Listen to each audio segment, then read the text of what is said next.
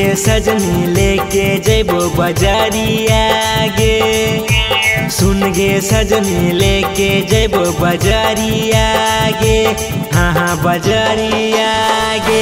धनी गे कीन देबो घुंघरू लागल साड़िया गे, धनी गे कीन देबो गला के सिकरिया गे। सुन गे सजनी लेके जैबो बजरिया गे, हाँ बजरिया गे। रानी गे कीन देबो घुंघरू लागल साड़िया गे, धनी गे कीन देबो गला के सिकरिया गे।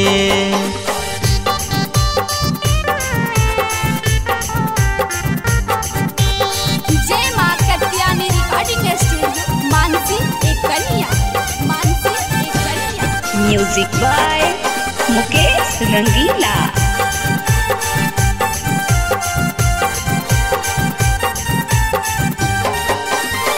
कान काना बाली देबो हाथ तोरा चूड़िया गे, चलना घुमाई देबो देवघर बजरिया गे, देवघर बजरिया गे। कान काना बाली देबो हाथ तोरा चूड़िया गे, चलना घुमाई देबो देवघर बजरिया गे।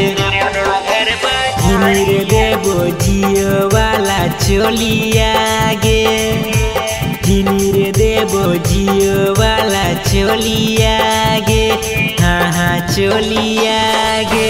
धनी गे कीन देबो घुंघरू लागल साड़िया गे, धनी गे कीन देबो गला के सिकरिया गे।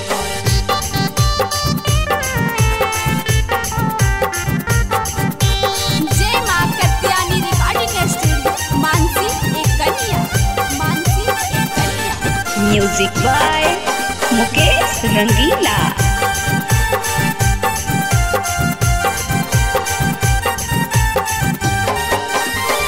राइटर गोविंद जैतो लेके तोरा संगवा गे, मनोज सुमन के तोई मान ले कहनावा गे, मान ले कहनावा गे। राइटर गोविंद जैतो लेके तोरा संगवा गे, मनोज सुमन के तोई मान ले कहनावा गे।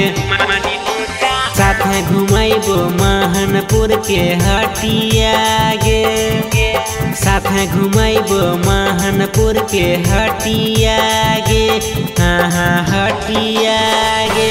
धनी गे कीन देबो घुंघरू लागल साड़िया गे, धनी गे कीन देबो गला के सिकरिया गे। जय मां कत्यानी रिकॉर्डिंग स्टूडियो मानसी एक कन्या।